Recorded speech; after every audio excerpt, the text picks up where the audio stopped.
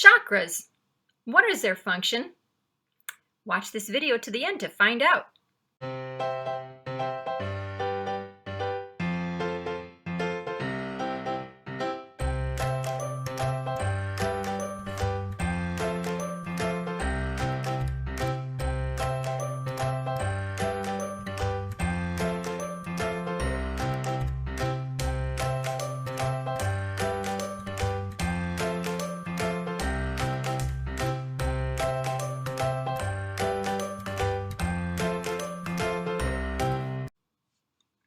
There are 7 major chakras on our bodies.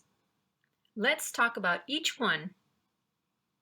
Okay, before we go forward, if you notice, you said there are 7 major chakras. Yes. So I want to make it very clear to everybody that there are more than 7 chakras.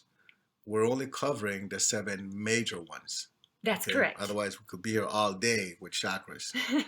Okay, so why do we want to cover this? Because they play a very important role in our lives. We always talk about how we are spiritual beings.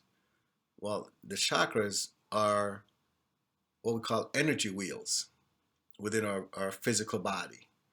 All right, they're not physical things, as in it's not something you can go and touch. They're all It's all energy. Energy, exactly. And unless if you know how to feel energy, you don't really feel them. Okay. Now we can show you ways to know that they're there. I've done that with you. I show you how here's the chakra because you see certain things happening, right? Right. And we can show it to other people, but they are there and they do affect us either negatively or positively depending on the condition that they're in. But they're supposed to keep our frequency high. When they're working properly, our frequency is high and our health is very good. We feel extremely well. So if you don't feel well, more than likely there's something going on with the chakras, something's out of balance. So let's start with them. Now, okay. Like I said, there's 7 major ones and they're shown here, starting with the first one is the root chakra. Right, we won't go into details yet. The next one is sacral chakra. Solar plexus. Yep. Heart chakra, throat chakra, third eye, and crown chakra. Again, these are the major ones. There are others, but we're not going to go into those, the details about those. So here goes the root chakra. Whenever we talk about the root chakra, we always start from the bottom up. So this is located at the base of the spine. This is where you have most of your survival instinct, vitality, stability, security. That's where those energies that you feel come from. The color for this chakra is red. If you're balanced, you'll feel grounded and stable, energetic. You'll have optimal weight. You'll be eating healthy. And if you're not feeling this way, of course, you'll feel insecure and fear, anxiety, unstable. You'll have low self-esteem. You might be overweight or underweight, or even have constipation. Yeah, well, that sounds like one of those psychic, overweight, underweight. Well, it can't go wrong. You're either underweight or overweight. So, yeah. Anyway. But that's the root chakra, right? The point is that it does handle certain things for each person's body. And there we're talking about the things, the benefits or the good things that you notice if it's working properly, and the things that are not so good if it's not working properly. Correct. The sacral chakra. This one is located below the navel, like about 2 inches below the navel. And this represents our creative center, where our sexual energies are. And when there's imbalance here, it would usually lead to repressed creativity, sexual dysfunction, withheld intimacy, and emotional isolation. Right, so you don't function properly. It's like you don't know how to get along with people, right? And again, that would be a dysfunction of it, meaning that it's normally called underactive. Is how it's referred to. It's either overactive or underactive. They say that it's not balanced. So they normally want to balance the chakra. Solar plexus. The color for this one is yellow. This is located about 2 inches above the navel.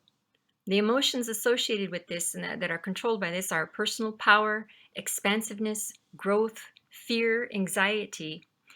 Physical, this is what is normally attached to the solar plexus, is the digestive tract, gallbladder, liver, lower back, spleen, stomach, liver, pancreas, nervous system. Illnesses that you might have when this is out of balance, you could have digestive problems, jaundice, diabetes, gas, gallbladder stones, nausea, ulcers, pancreatic cancer, weakness, career and relationship insecurities as well. I've heard people have gas from eating beans. Yes. I wonder how that affects the chakra. So when it's in balance, then what does someone experience? Well, they'll experience self-confidence, they'll have drive, ambition, personal power, a healthy ego, sharp intellect, decisiveness, feelings of control over life and destiny. Now, if you notice, we're not talking about crystals because there are some individuals that say, oh, well, if you want to get your chakra in tune or balanced, use this type of crystal. There are even some individuals that will tell you you should use some type of oil, like those essential oils. We're not saying there's anything wrong with that. We just don't believe in that because I don't see why the angels have to have oils to help somebody. Or the ascended masters. I could see Saint Germain or Jesus saying, well, in order for me to help you, I have to give you a crystal. I don't think. No, all the work that my husband does with the angels and ascended masters is all frequency and energy work. It wasn't about me, hon. It's about the ascended masters. Okay, go ahead. Next is your heart chakra. And as you see, the color for this one is green. So it's located. It's located at the heart. Yep. That's why it's called heart chakra. Emotions now. Emotions that you experience are normally unconditional love, devotion, compassion. You have equilibrium and well-being. Physically, it affects your circulatory system, the heart, hands, skin, upper back, thymus, and lower lungs. Illnesses that you can get from having an out of balance chakra for the heart are heart disease, breast cancer, immune and varicose vein disorders, acne, allergies, and rashes. Now, on the positive side, when your chakra is balanced, you'll feel emotionally balanced. You'll feel acceptance and unconditional love as well as compassion. Okay. And so you can see how important, again, the chakras are to us, everybody. And again, this is all about the energy that it generates. The chakras get their energies from the outside. Remember that, right? And they bring it inside into the body and then sends it up and down throughout our system. When there's a whole energy system in our body, it will be a different video. So they can understand how the energy flows from the outside through the chakras, then back into the earth. Okay. Awesome stuff. All right, so let's now go to the throat chakra, which of course is located, where do you think, hon? And the throat. Exactly. All right, and the color of that is blue. The thing about the throat chakra is that it deals with communication and self-expression. So if you ever find yourself not being able to communicate, or like you're shy, you think you're shy, it already tells you that there's something going on with this chakra right here. Let's go to underactive chakra. If it's underactive, then you have fears of communicating, just like I said, with others or expressing yourself. Now, the other things that can affect that, and we'll talk about that later, if the chakra is overactive, boy, then you talk a lot. Probably get on people's nerves because instead of you listening to people, you want people to listen to you all the time. You know, people avoid those kind of individuals, right? Yes. So pay attention to that. You know, see where you are as far as the throat chakra goes.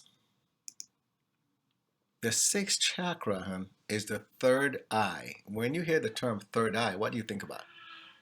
I think about the pictures of the Hindu gods I've seen where they have an eye between their eyebrows. Okay, that's the way it's normally pictured.